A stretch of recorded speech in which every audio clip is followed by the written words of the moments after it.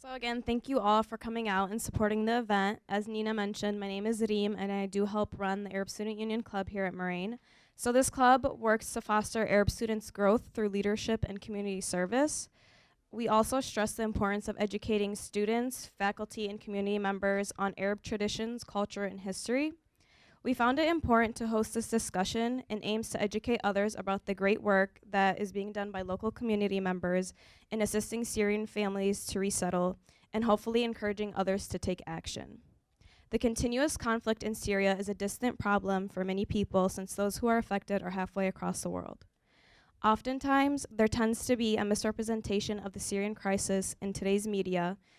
Therefore, we felt that bringing in experts to shed light on this topic would be beneficial and hopefully clear up any misunderstandings that people may have.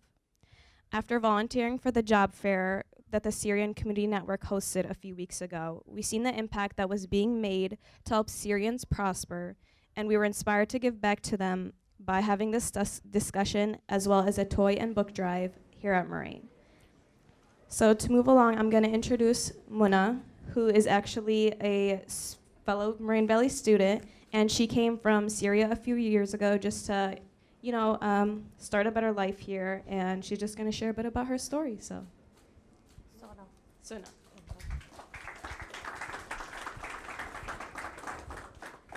Hi everybody, my name is Sona Al-Hilwani. I am from Syria. I came at America 3 years ago. Before I came to America, I went to Jordan, and I had to establish my life again.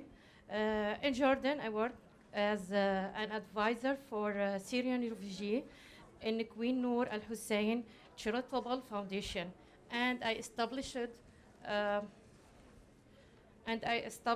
a charitable foundation named Khair Ummah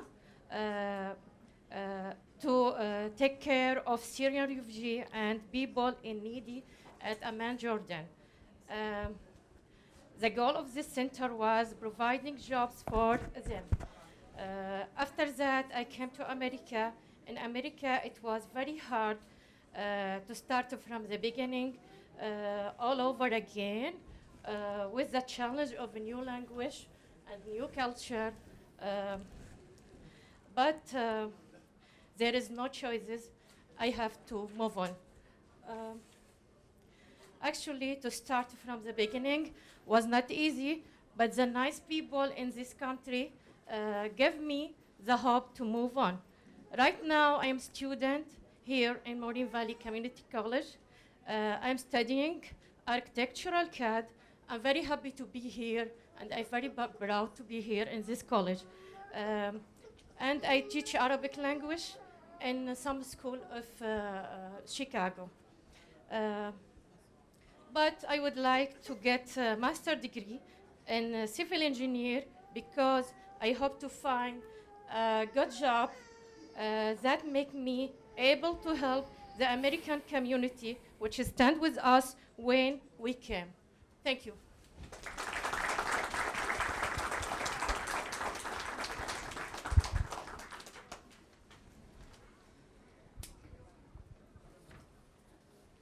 Hi, my name is Jenna. I'm also from ASU. So today we have Rama and Maya. Rama is a proud Palestinian born in Kuwait and raised in Chicago. She's also a case manager and social worker at the Syrian Network and served over 40 resettled families within the south and west suburbs. Her passion is to empower and improve the well-being of others through education and action, helping families overcome some of the challenges and obstacles they face with hopes of making their dreams a better world become a reality. Maya is a first-generation Syrian American, born and raised in the Midwest. Upon graduating high school, Maya headed to the East Coast for a change in scenery to complete her undergraduate education at Smith College. Once she had a bachelor's degree in hand, she settled closer to home in Chicago to work as an account manager at a telecommunications company. After a few years to raise her children, Maya is ready to come back among the working to help out in a small way with a cause that's so personal to her. So here's Rama or Maya.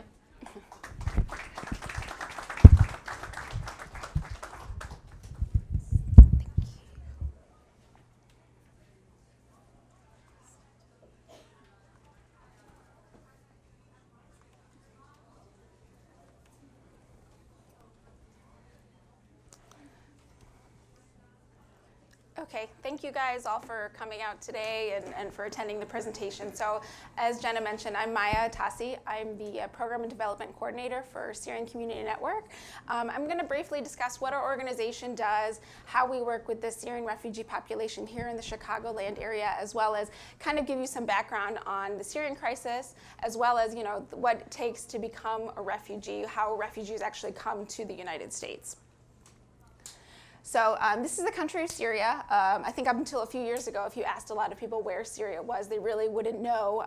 Syria was very under the radar. You would ask, you tell them, I would tell people I'm from Syria or my parents are from Syria. They really wouldn't. They'd be like, oh, where's that? And not really understand. But now, just because of everything that's going on in the news, things have definitely dramatically shifted.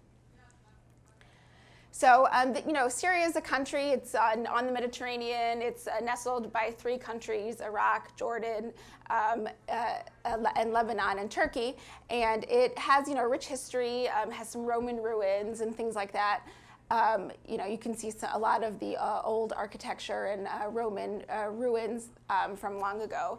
And it was a relatively peaceful country. Syria had always considered itself a home to refugees from other Middle Eastern countries, whether from Palestine, Iraq in both of the Gulf Wars, Lebanon when there was a crisis back in 2006. They were a very welcoming country to other refugee populations, but they never really, because of the political climate, they were never really very much saw themselves as becoming refugees in and of themselves.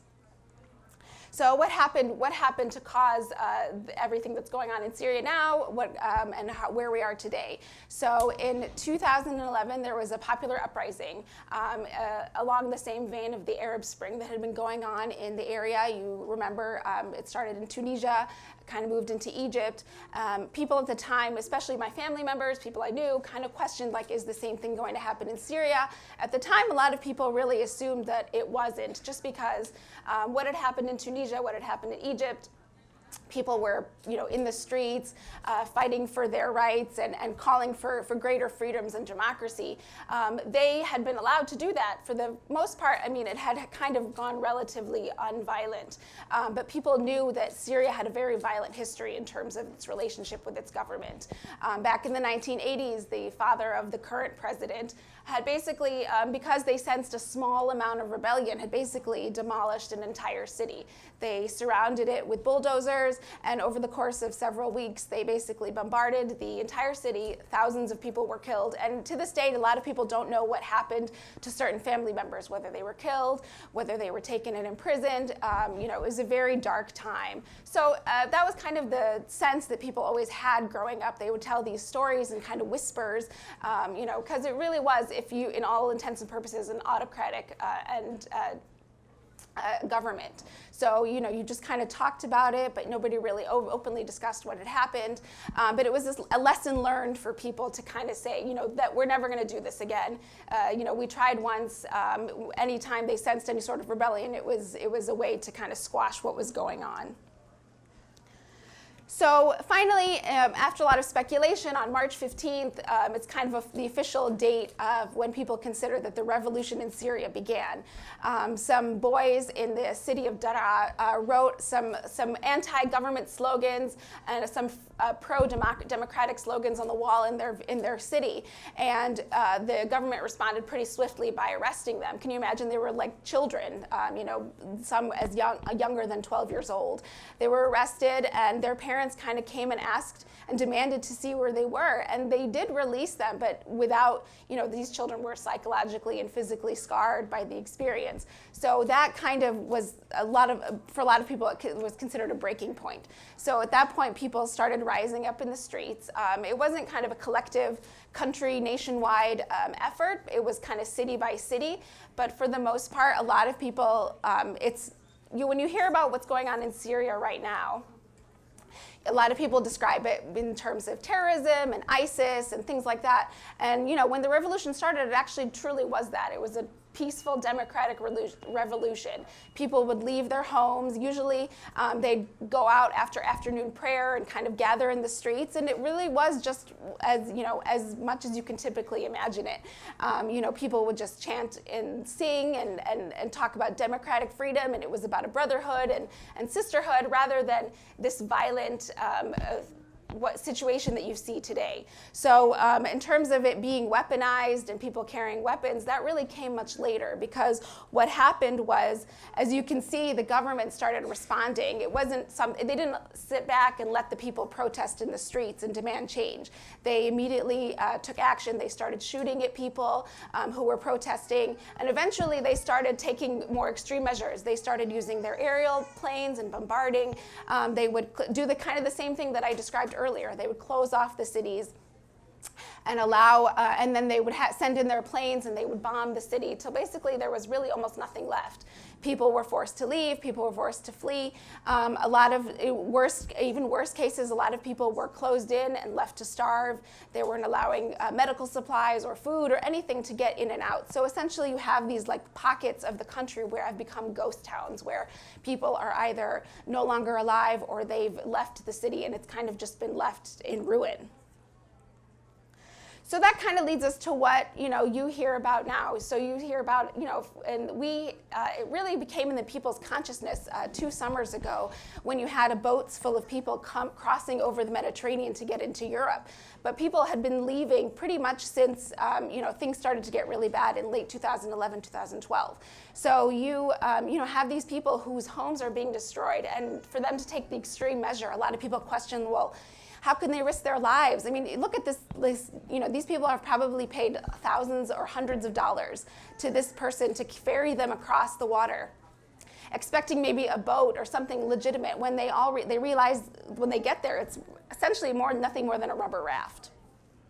So kind of what happens, so people question, like, how can they put themselves in this danger? How can they get their children in this situation? Well, if you look at the pictures that I just showed you, when you kind of have nothing left, then this is really only your next best option. So you have people who are being bombed and children who are being hurt and murdered and things like that, and families are being torn apart. So really the only choice is to risk it all, kind of, because you really have nothing left to risk. So you have families who were probably displaced several times. They may not have chosen to leave Syria right away, but probably had, their home was attacked, or there was violence occurring in their neighborhood, so they chose to leave and maybe move to a family member's house, a neighbor's house, maybe within their own city, eventually maybe another city, before eventually making the decision to cross out of Syria into a neighboring country. This is the picture that kind of broke people's consciousness a couple of summers ago. This little boy who had tried to cross the Mediterranean with his family into Europe and essentially drowned because of these conditions. So I'm just trying to kind of set up the mindset of what it means to flee your country and how people kind of find themselves in this position. So translating into that, I'll talk about what the resettlement program is. Because unlike Europe, you have the situation with these open borders. I mean, they've kind of cracked down on it now, where people are no longer allowed to come in at will. But essentially, for that period of time, you had people literally crossing boats onto, landing onto whatever water neighboring country they could, and then kind of making their way through. And now in the U.S., it's very different. So we hear a lot about in the media who the refugees are, these Syrian refugees that want to come, they're coming in and they want to be vetted, and we need to make sure that they're being vetted and things like that. And so I'm going to discuss the process to show that really they are being vetted, and they're being vetted in one of the most thorough ways possible. And it's almost impossible for someone who has nefarious or bad intentions to really come into the country, as they've been saying in the media. So we have a long tradition of being opening to refugees. After World War II, we accepted 500,000 displaced European refugees, and we enacted the U.S. Displaced Persons Act of 1948. So the president is the one who decides on the number of refugees that are resettled. So as you can probably see in the current media climate with President Trump and his executive order, and then very opposite of that, you have President Obama, who had committed to entering 10,000 refugees by the end of the fiscal year. So you have the two rhetoric, total difference on that. So how do you become a refugee? How do you come and to be resettled in the U.S. or in another country through the UNHCR program? So to become classified as a refugee, first of all, you have to cross into a neighboring country. So if in the case of these families, they had to cross into one of those neighboring countries that I mentioned. Most often it was Syria, or it was Jordan, Turkey, and Lebanon. So once they crossed over into those neighboring countries, they registered with the local UNHCR office. So what's the UNHCR? It's the United Nations High Commission for Refugees. They're the one who keep track of all the data, but they also assist refugees throughout various countries throughout the world. So they would cross over into these neighboring countries and they would register with the office. And it wasn't to register to become resettled into the United States or to another country. It was for assistance. They would help them with travel documents if they didn't have any. A lot of these families had to leave very suddenly. So it would help them gather these documents so that they had some identification. It helped help them look for housing. It helped provide them with a certain stipend of money, just something for them to live by, because they never left with the intention of, they always left with the intention of going back. I think my mic got cut. They had never left with the intention of staying. It's on? Okay. But they didn't know how long it would take before they could go back.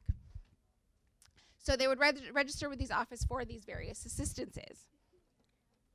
And so what would happen after that is that the UNHCR would approach these families and say, we think you're a good candidate for resettlement to another country. We think you can go through and successfully cross the resettlement program.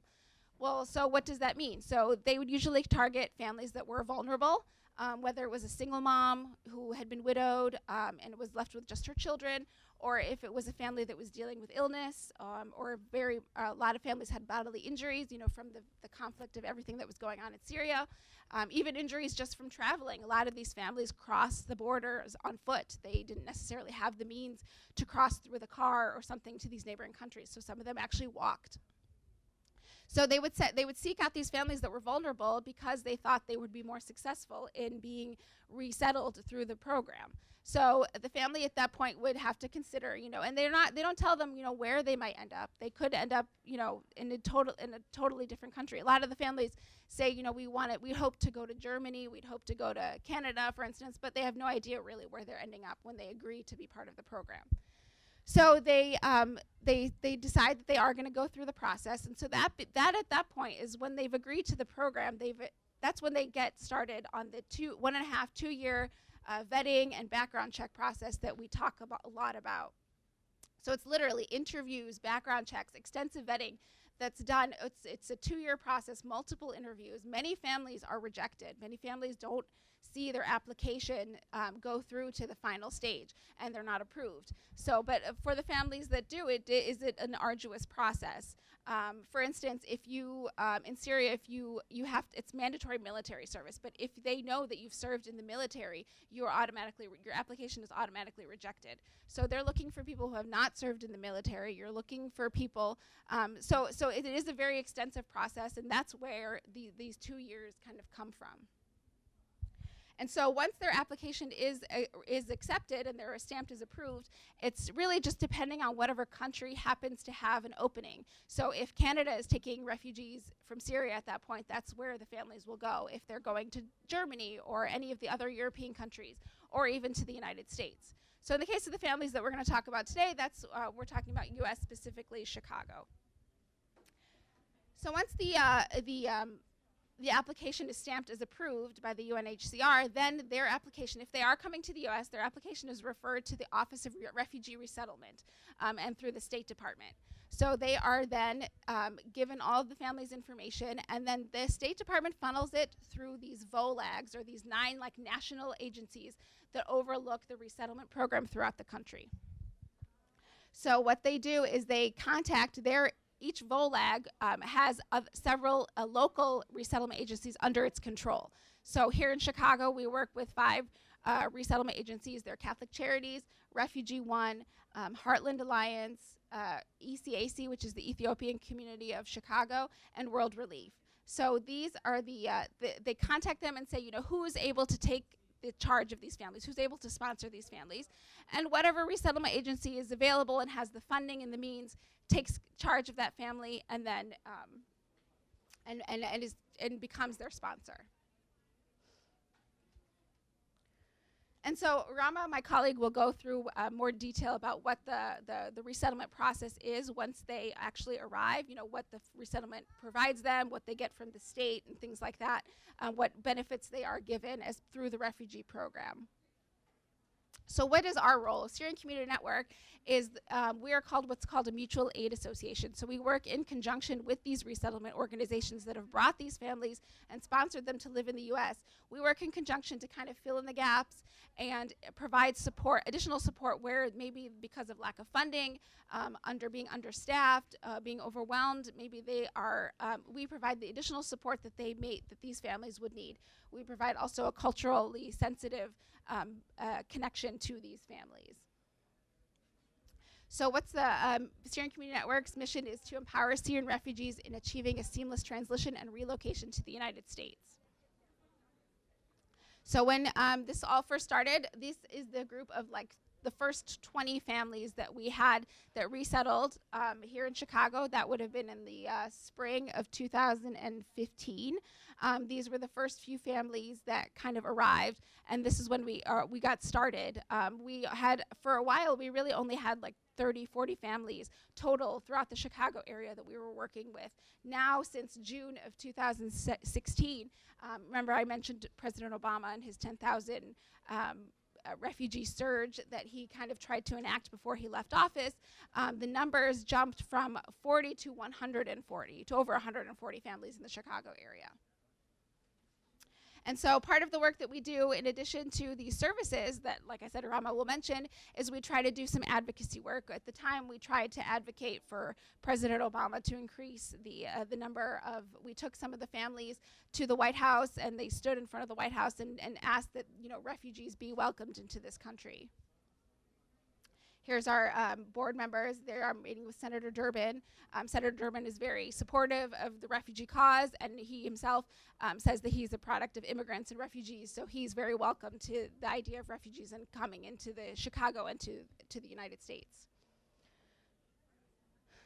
Here, when the governor of Illinois stood up last year and said that Illinois would not accept refugees, the aldermen in the city of Chicago kind of took a stand, and it was more of a symbolic vote, but they took a stand to say that that Chicago will be a sanctuary city and a welcoming city to all those who need to be housed. Mayor Rahm Emanuel hosted a Thanksgiving dinner for some of our families. Here are some pictures of the aldermen. And we work with local community groups and things like that to help the children get resources. The work that we were able to link this young woman, Widad, to Congresswoman Jan Schakowsky. She interviewed her for a school project. Congressman Schakowsky talked about how she herself was the daughter of immigrants, and that they were able to relate, and so it was eye-opening for this young girl to see that that she wasn't so different from the woman who's now grown and empowered and successful. So yeah, just running back to school drives and things like that. We had a women's event to empower the women, to be more self-sufficient. Here we attended a rally. We brought some of the families to attend a rally on World Refugee Day. We ran in the Chicago Half Marathon. We kind of created a team with some other members, and we ran, with our shirts that proudly said that we supported refugees and refugee resettlement in the U.S. So to kind of get back to the mindset of the families and what they've experienced. So I mentioned all those, the violence, having to leave their homes and things like that. So, when they've, the violence that they've either had inflicted upon them or that they've seen inflicted upon others around them, it's very, on top of that, you have this idea that they've been kind of forced to leave their homes. They've been forced to cross these borders, and this is the refugee camp. This is the Zaatari refugee camp in Jordan. Look how many. This was essentially an open area, and now you have to consider that almost half of the population of Syria is either displaced internally, meaning that they've had to leave their home, or they've become a refugee outside of their country. So, this is the kind of the mindset you have to keep in mind when the families finally do arrive. So, they've been forced out of their original home, so they've perhaps had to move around, seeking shelter throughout the country, dealing with illnesses and injuries and loss. They've crossed into this new country, this neighboring country, and for many of them, they had started lives there. They were there for 2, 3, 4 years. They found work, they had found friends, they had sort of formed a new community, and now if they have been approved for resettlement in the U.S., they're coming to a totally different country. So this is like their third, maybe fourth time being displaced again, finding themselves in a new environment. And so they find themselves kind of starting over all over again. New language, new country. Oh, thank you. New language, new country. They feel very overwhelmed, and so it's an hard enough adjustment, I think, for any of us to move from one city to another. But imagine, all this has happened in your life, in your children's lives, and you find yourself here in a totally different country. So many of them do have, some mental health issues that have arisen, through trauma and things like that they have to deal with. And on top of that, trying to stay healthy enough to, start new lives for their families, learn English, find work, things like that. The children especially are very vulnerable, and we try to, if there's a particular case, we try to advocate for that child with the school once they've arrived, and let them know that this child has seen violence, this child has seen trauma, let them know what this child may have gone through. So, and for that, I'm gonna move on to Rama. She's going to talk about our families here locally in the Aurora area, as well as how we work in conjunction, because she's our case manager for this area. So she's going to talk about the real life day-to-day about working with the resettlement organization, what benefits the families receive from the resettlement when they arrive, what the relationship is like, and then kind of how she works on behalf of these families with that resettlement, and what some of the things that she's done with them as well. So Rama.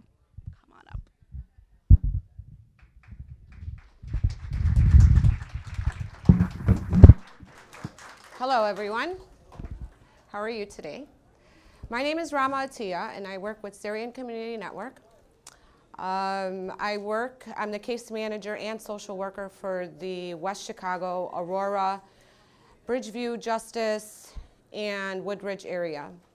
Back in May of last year, I started off with 7 families. Today, I'm at 40 families. And I'm gonna go back a little bit to go back to something that Maya had brought up about UNHCR. When the families first sign up with UNHCR, again, like Maya said, they did do it for the purpose of getting assistance, help. And when they came back to them to tell them about their options of coming here to America, what they failed to tell them is the reality of it and how hard it will be for them. What they had told them, we would get you an apartment, it will be furnished, you will have benefits, access to benefits, and whatnot. So that made their decision easier for a lot of the families. But it wasn't the case when they came out here. Some of the resettlement agencies don't know until maybe the same day that some of these families come in. So they don't have an apartment ready for them. They don't have the resources or the furnished apartments like they were promised. So it's a little bit of a challenge. So some of the families that do come out here, so that's what I'm gonna be talking about is once they arrive here, what their experience is like. So they first meet the resettlement agencies, which like Maya mentioned, it would be Catholic Charities, World Relief, Heartland Alliance, what was the other one we said? Refugee One, ECAC, depending on the location they're bringing you to. So I work mainly with the suburbs, the west suburbs, south suburbs, and I usually deal with World Relief. And there's 2 locations, one in DuPage and one in the Aurora area. And some of them, when they first come out here, have to be placed in a hotel because they are not prepared for them. They don't have a home set for them.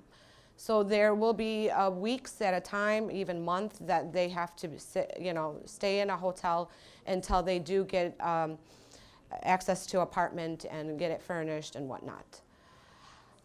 So at that point, the resettlement agency is the first people they meet. They pick them up from the airport. They take them to their home or to the hotel. And they, at that point, already know a little bit about the family, so they have the house set up for, if it's a family of four, set up for a family of four, the 4 beds, the, place setting for 4, and then after that, they spend pretty much around a month to a little over a month going through a paperwork process. So they're filling out forms for cash assistance, medical assistance, for food, depending on the family size and whatnot. And they start all that processing of getting the kids enrolled in school, Social Security, and after that month, we kind of like to, that's where Syrian Community Network comes in. And we have a relationship with those agencies too, because we like to help each other fill in the gaps, especially with the whole cultural aspect. We speak Arabic. It helps the agencies work better with them. And we kind of work together in helping them assess their needs. So when Syrian Community Network comes in, I come in and introduce myself. We kind of like to build rapport with our families, build a little trust with them, and kind of do intakes, assessments on what their needs are at that point after they're done with the resettlement agency. Mind you, they're not done with the resettlement agency, but at that point they have completed the documents that they needed to complete and whatnot. So I come in and I do my checklist. Did if they did all the things they were supposed to do with the resettlement agency. And then from that point, take it further. If their children need extra services at school, support services. They don't have, most schools in the West Suburb don't have ESL teachers. They don't have Arabic ESL teachers. So we try to accommodate. We try to help them out, educate staff, educate administration. I also volunteer to be part of the IEP meetings, if there are any.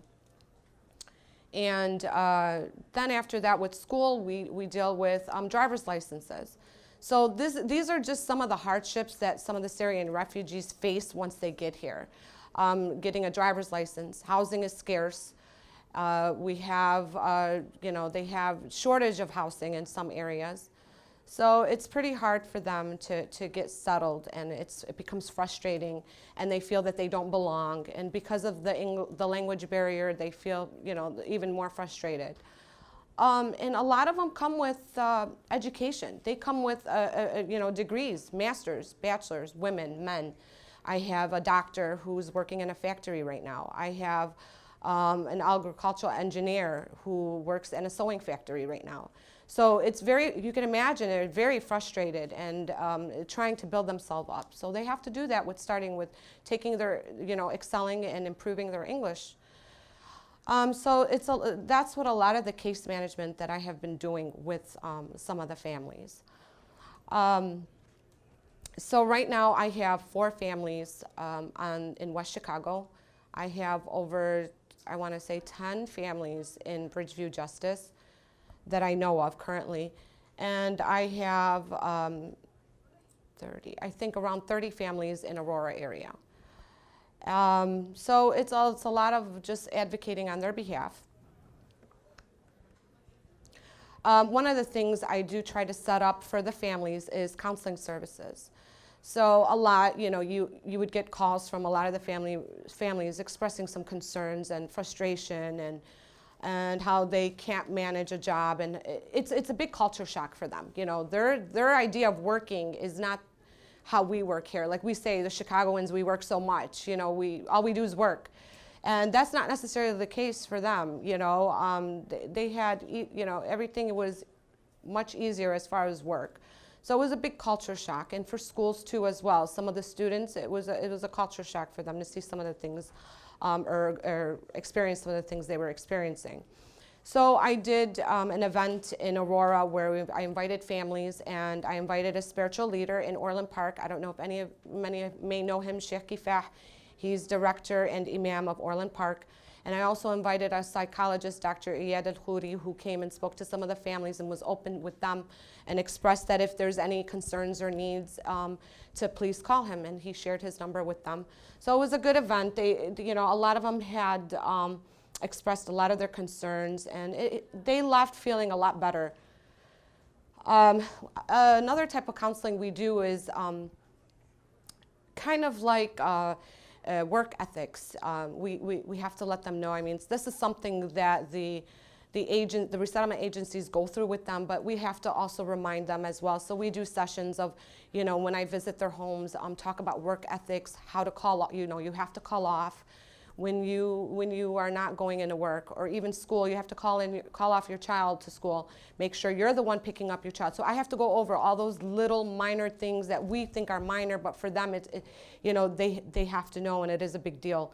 I have to also educate them on school guidelines, like for holidays, that they are able to take off on their holiday, and they just have to call in and it will be excused. Some of the challenges for the children and teens that they may face in school environment: drugs, alcohol, dating, and the driver's license. I do want to talk about that. The driver's license does take a little bit longer for the Syrian refugees than it does for others. I know they changed some of the policies on retrieving a driver's license, but for some of the families, it's taken up to probably 2 to 3 months to receive a driver's license, because they have to do verification of address, not just once, but over twice or sometimes 3 times. This is Iyad Al-Khouri, who is the psychologist who also spoke to our families. We also had an event in Aurora where United DuPage, an organization who wanted to kind of listen to some of the challenges that are facing some of our neighbors, our Syrian refugees. So I invited them over, and this is at a family's home. Invited some of these women over to kind of listen to some of the issues that they're facing in Aurora. So that way we could see how we could address these issues, whether it's through the fire department, schools, the police department, and to kind of like communicate their concerns, and so that they could all work together. This is some of the families addressing their concerns. Then we also had Meet Your Neighbors. So DuPage United also did an assembly to kind of meet some of the Syrian refugees, and we did oaths where the police did oaths that they were going to take care of the Syrian refugees and to educate themselves, do their part too, to kind of educate themselves about, you know, how they can help.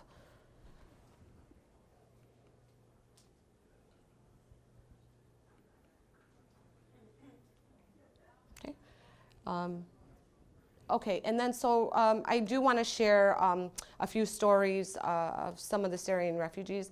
I actually brought 3 of my good friends here with me. I have Lama, I have Maysoon, and I have Hiba. Each came different timing. I want to talk to you a little bit about Lama. She is going to come up and say a few words. But I met Lama back in September, and I got a call out of nowhere from someone. I think it was my coworker, and she said, I have somebody's calling, they need help, they are in Bridgeview and they have nobody. They came from New York. So I took her number, called her, and she's like, yes, I just got here. I was in New York, I didn't like New York, so I came here on a train, and I'm here now, and I have nobody, and I don't know what to do. So what happened with her is she had left Syria and lived in Jordan for about 2.5 years. And while in Jordan, her husband passed away, so she was left with 3 children to take care of on her own.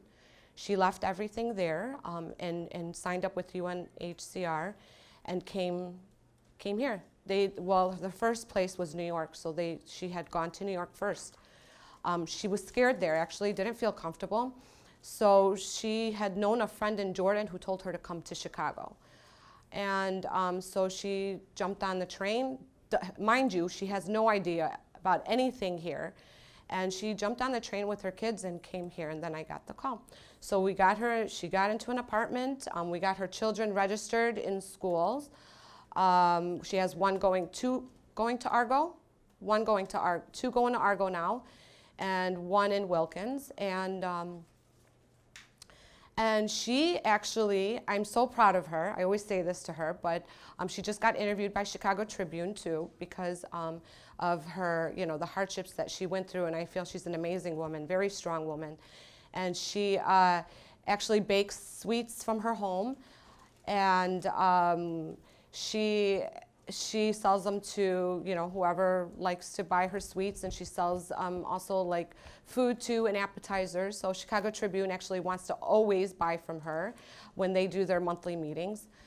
And yeah, so what we do with her, what we do with Lama, we help her with rental assistance. So we provide them 25% of the rent, depending on case by case, depending on the family. So we do help her with the rent. We helped her with mentorship programs. So I assigned a mentor to her who is always coming, helping her with English at home. So she's happy to be here. She actually brought some sweets with her too. She is very interested in signing up for English here at Moraine, actually, and that's why I was encouraged to bring her. So we're talking with Nina about that. So after a while, she talked to her sister, her sister then also left Jordan, and her choice, she had no choice. She had to go to New York. So again, she was in New York. Her name is Maysoon. And while she was in New York, at the same time, she didn't like it, the experience there, so her sister told her to come here. So she also, you know, came here, and she's only been here for 2 months, I think. And these women had jobs in Jordan. They worked for organizations out there that helped battered women, that helped women, you know, with certain situations. Also, Maysoon is, she sews, so she, you know, wants to improve her English so that she can work, you know, her goal is to find a job, and she wants to continue for her kids' sake, you know, and they came here literally just for the sake of their children and their education and their future. While we were in the car, actually, we were talking, and they were like, they were sharing stories with Hiba, because they just met Hiba in the car too. And they were sharing how they each flew, you know, the country and what part of the country they're from. And they were telling her, you know, they were telling each other how, you know, we were told, you either leave or you get killed. And actually, we're going to jump to Hiba now, because Hiba was actually waiting in her house. They had the Assad regime came in and told that family that they were going to be executed. So something had happened to one of the guys that were supposed to come in, and I think they were supposed to do execution style on them, and they came and he got wounded, and so it stopped the whole process because he got wounded from outside, so they were like surrounding him, so they escaped. They escaped from the back door. And so they got away, and they came here, and they've been here for almost a year. Yeah, for almost a year now. And Hiba, same thing. She wants to register in school. She wants to improve her English and continue on her education. I do want to ask Lama, she wanted to come up and say a few words, and she's going to say it in Arabic, and then Maya will go ahead and translate.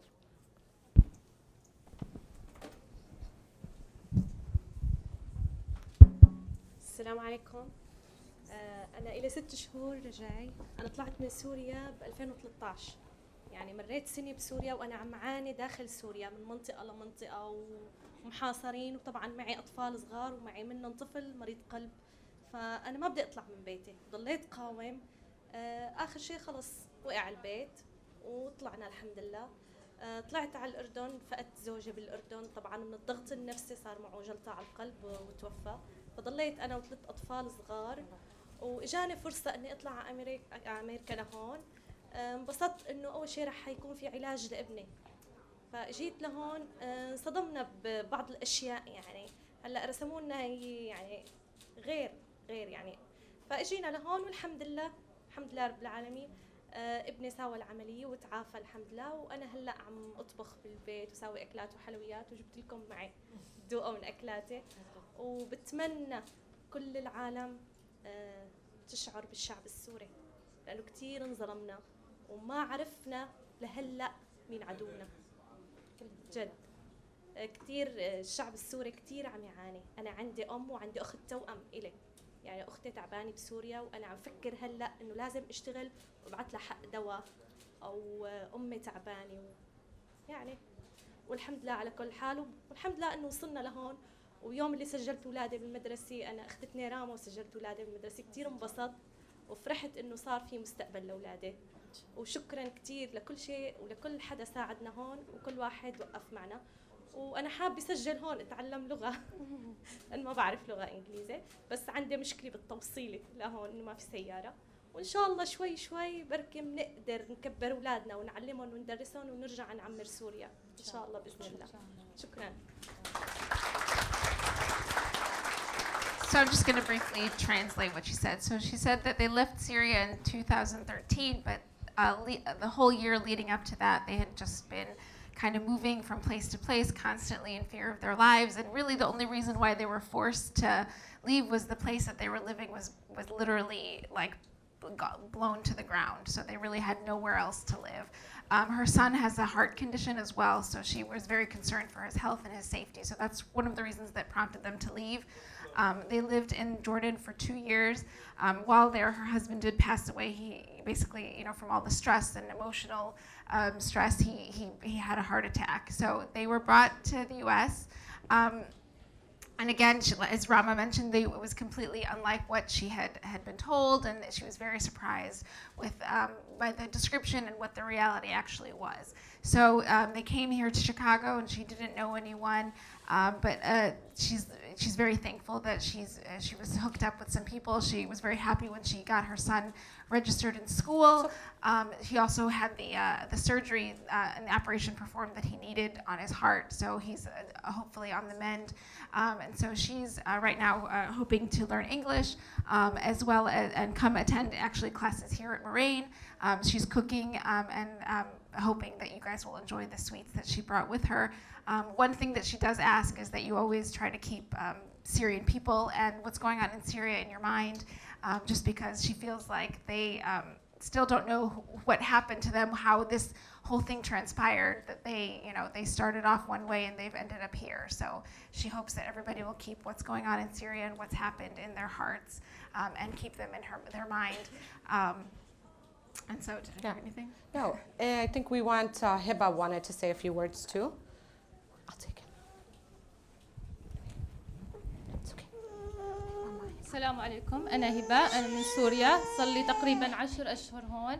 أنا تقريبا مأسورة، ما بقدر أطلع أتعلم زيادة عشان عندي ولد. مريت بظروف كتير صعبة، طلعت من تحت الإعدام، كنت على إيدين الجيش السوري أنا وولادي وجوزي. هربنا على الأردن 3 سنين، بعدين صحت لنا أول فرصة طلعنا فيها على أمريكا، لأنه بنعرف إنها بلد العلم والعمل والفرص الكتيرة، ويمكن أحسن من حالي ومن زوجي ومن أولادي عشان مستقبل أحسن وأفضل إلنا ولإلكم ولأولادنا. شكرا كتير.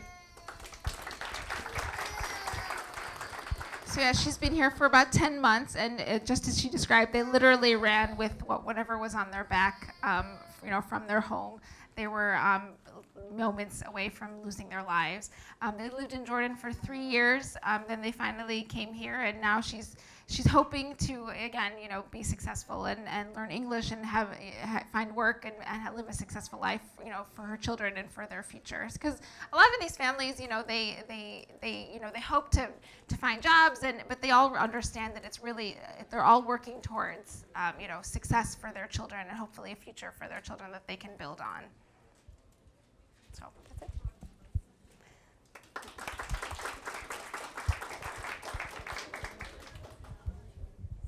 So thank you to those who spoke. We're going to start the Q&A session, but before that, I'm just going to have some of the students from Stagg High School talk about their organization and how they work with Syrians. So.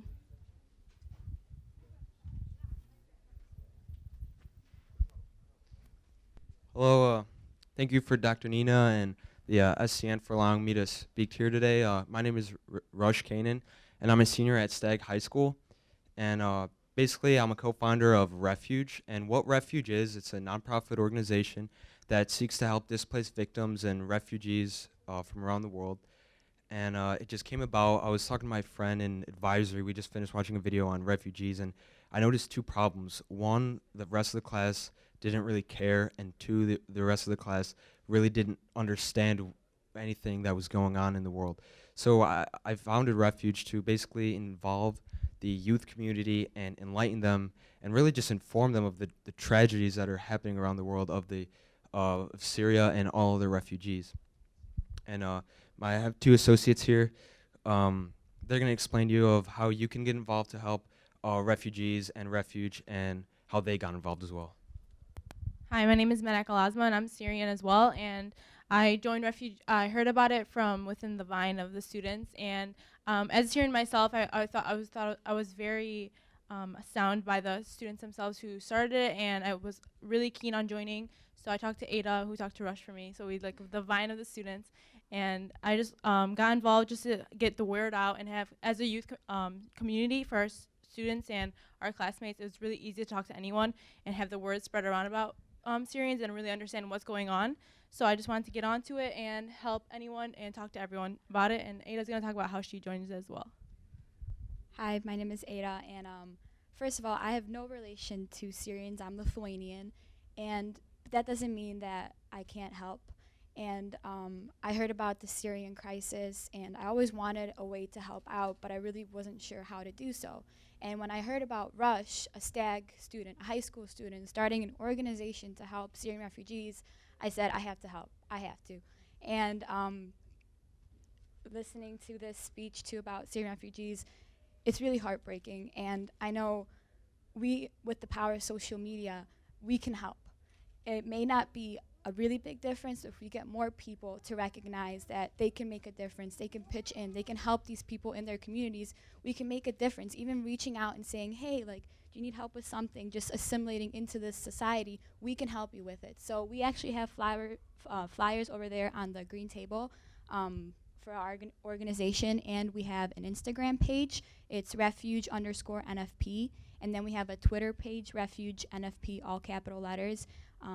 I think social media really has the power to make a difference, and if we all pitch in together, we can help.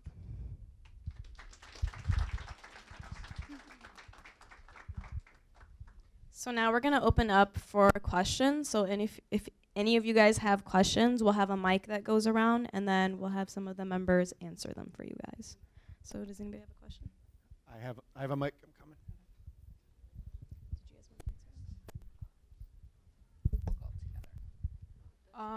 It's for the lady in the middle. I don't remember her name, my bad. I didn't catch it. Lema.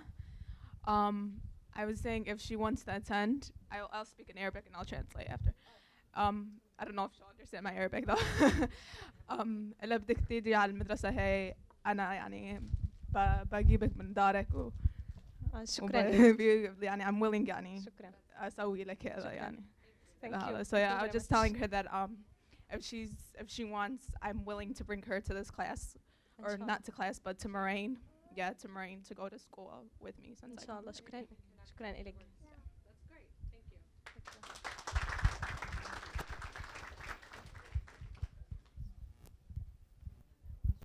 Other questions?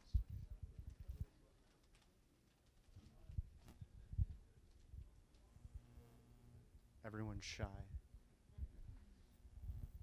Troy warned me not to speak without a microphone or else it doesn't get picked up. So I'm going to ask a question that someone asked on their way out because they could not stay. They wanted to know how they could help or volunteer or get involved with the work that you're doing. So what would be the best route for people to assist your efforts? Yeah, so one thing that we didn't have time to go over in the presentation was we have a volunteer program.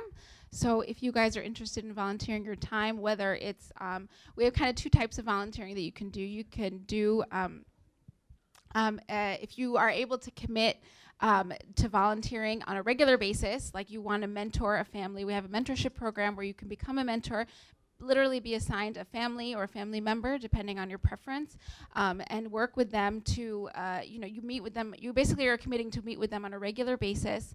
Help, if it's a student, help them with their homework. If it's an adult, help them facilitate and learn their English. A lot of them may be taking ESL classes, but even some ESL classes maybe don't provide a lot of opportunity for conversational English practice. So it's going over some of the things that they're learning or not learning, giving them the basics, but also allowing them to practice and improve their conversational abilities. So these are just some pictures from some of the mentor pairings that we've done.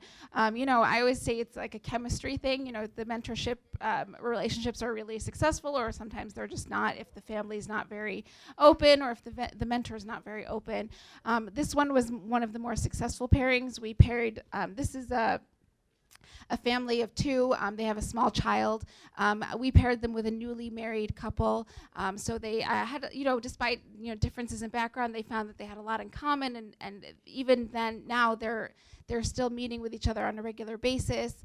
They don't even necessarily, go over English or have a set plan for each meeting. They just kind of get together once a week, and they have dinner or they have breakfast with each other.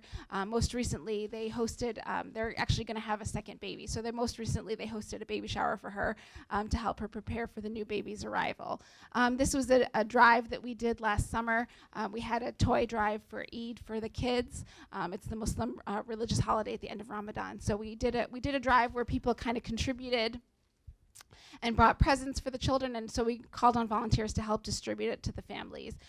This is also another program that we facilitated. A dance instructor reached out to us and said that she wanted to teach some of the children dance, and through the process also of teaching them English, helping them practice their English through this movement class. And so they got together and they performed and they practiced, and every week they would get together with the instructor and this group of children, and they would practice, and then eventually they put on a performance, and they got to meet children from other cultures and backgrounds, and dance all together, express themselves, but also in the process they learned a good a tool. They helped promote English and learn to work with each other and kind of take ownership of something. So we're always looking for people who have ideas for programs, things like that. If you want to volunteer with us, even if you're not able to commit to be a mentor to a family, you can also volunteer in a variety of other ways. So everybody kind of just brings their own thing to the table. We have this Syrian Delights is one thing a program we're trying to get started for the families. For those that maybe don't have a job but have an ability to cook, at least from the comfort of their own home, they can make these baked goods and sweets and sell them. We've had some success with a couple of the women, but it's more of we're trying to help see how we can facilitate and organize in a way that benefits as many people as possible.